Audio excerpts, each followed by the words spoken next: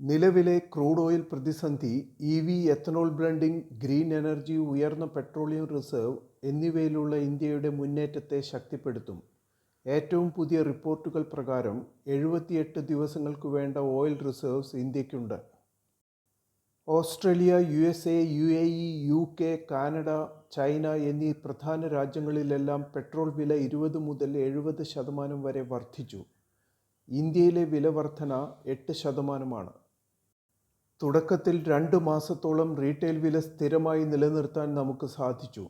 Oil കമ്പനികളിലുള്ള സർക്കാരിൻ്റെ സ്വാധീനം, നികുതി ക്രമീകരണം, പല രാജ്യങ്ങളിൽ നിന്നുള്ള ക്രൂഡ് ഓയിൽ ഇറക്കുമതി എന്നിവ കാരണം താരതമ്യേന ചെറിയ വർധന മാത്രമേ ഇതുവരെ ഉണ്ടായിട്ടുള്ളൂ. എങ്കിലും ഈ വർധന ഉയർന്ന ഗതാഗത ചെലവ്, ഫുഡ് ഇൻഫ്ലേഷൻ എന്നിവയ്ക്ക് ഷോർട്ട് ടേമിൽ കാരണമാവും. ഇന്ത്യയുടെ വ്യാപാര കമ്മി മീഡിയം ടേമിൽ വർദ്ധിക്കാനും സാധ്യതയുണ്ട്. ആഗോള ക്രൂഡ് ഓയിൽ വിലയുമായി ബന്ധപ്പെടുത്തിയ ഇന്ധനവില നിർണയവും ദുർബലമായ കറൻസിയുമുള്ള രാജ്യങ്ങൾ വളരെ വലിയ ആഘാതങ്ങൾ നേരിട്ടുകൊണ്ടിരിക്കുന്നു.